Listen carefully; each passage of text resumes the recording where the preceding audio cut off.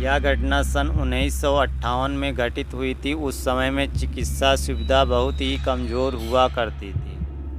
UP के मुजफ्फरनगर के रसूलपुर गांव में एक चौधरी गिरधारी सिंह नाम का एक आदमी रहा करता था। उसके एक 3 साल का बच्चा था। उसे चेचक हो गया और काफ़ी इलाज कराने के बाद भी वो जिंदा नहीं बच सका। रात में उसकी मौत होने से सुबह उसके अंतिम संस्कार करने का निर्णय किया। उसी रात को मुजफ्फरनगर के एक दूसरे गांव में शोभाराम नाम के एक आदमी की बैलगाड़ी के पहिए के नीचे आ जाने से मौत हो गई। उसको अस्पताल ले जाते वक्त रास्ते में ही उसकी मौत हो गई। मृतक के घर वालों ने उसका दाह संस्कार कर दिया। दूसरी तरफ जब रसूलपुर में उस मृत बच्चे को दफन करने के लिए जंगल जाने लगे, अचानक रास्ते में उसके शरीर में हलचल हुई और वो उठकर खड़ा हो गया। लोग ये देखकर दंग रह गए, लेकिन बाद में उसको जिंदा देखकर सभी खुश हो गए। लेकिन लोगों को ये पता नहीं था कि उस बच्चे के शरीर को किसी और की आत्मा ने जकड़ रखा था। उस 3 साल के बच्चे में 23 साल के शोभाराम की आत्मा घुस चुकी थी।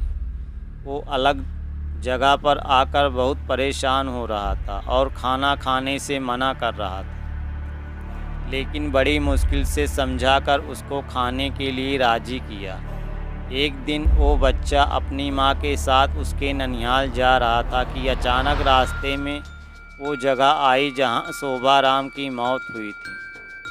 उस बच्चे ने इशारा करके बताया कि ये रास्ता उसके गांव की ओर जाता है। उसकी माँ उसकी बातों को अनसुना करके उसके ननिहाल चली गई। उसके ननिहाल में आत्माराम के गांव का एक आदमी जगन्नाथ किसी काम से आया था।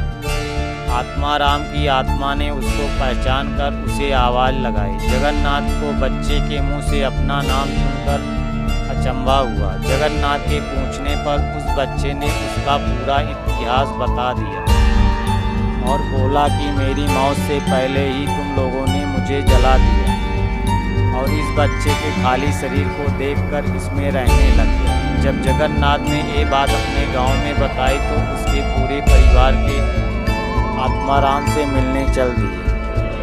उस बच्चे ने सबको पहचान लिया और उनके साथ उनके गांव चल दिया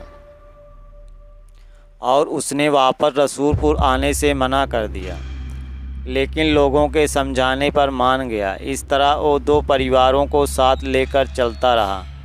इस कहानी से हमें ये पता चलता है कि यदि कम उम्र में किसी की मौत हो जाती है तो वो अपनी अधूरी इच्छाओं को पूरा करने के लिए किसी के शरीर को इसका जरिया बना सकती है। दोस्तों, मैं आपको बताना चाहता हूं कि ये केवल कहानी है, लेकिन हकीकत में ऐसा कुछ मामले होते हैं जिनको कोई पहचान नहीं पाता। कहानी अच्छी लगी तो प्लीज़ लाइक, सब्सक्राइब, कमेंट ज़रूर करें। धन्यवाद जी।